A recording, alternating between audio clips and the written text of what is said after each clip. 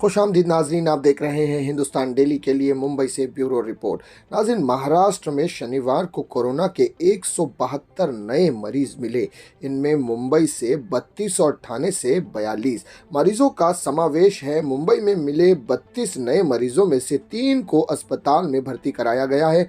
Corona के नए variant JN1 का एक भी नया मरीज नहीं है। सभी ओमाइक्रॉन XBB.1.16 वेरिएंट से संक्रमित पाए गए हैं। स्वास्थ्य विभाग के अनुसार शनिवार को राज्य में 15,136 टेस्ट किए गए और 38 मरीज अस्पतालों से ठीक होकर घर गए।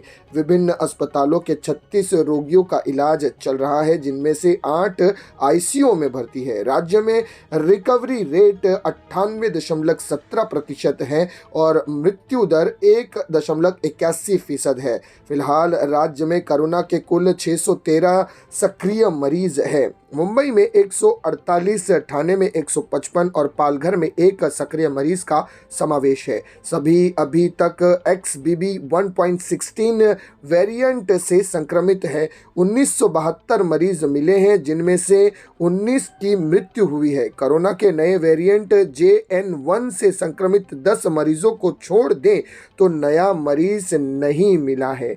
और वहीं नए साल का जश्न मनाने की जोरदार तैयारियां की जा रही है। होटल और पब में पार्टियों का आयोजन होगा और पर्यटन स्थलों पर भी लोगों की भीड़ होगी। ऐसे में डॉक्टर ने कोरोना के बढ़ते मामले को देखते हुए लोगों से विशेष सावधान रहने की अपील की है। लोगों को बड़ी भीड़ भाड़ से बचने, मास्क लगाने और कोरोना नियमों का पालन करने की भी सलाह दी गई है। तो नाजरीन, फिलहाल नए साल की आमद है और इस नए साल की आमद को देखते हुए कोरोना पूरी तरह से अपने पैर पसारने के लिए भी तैयार है।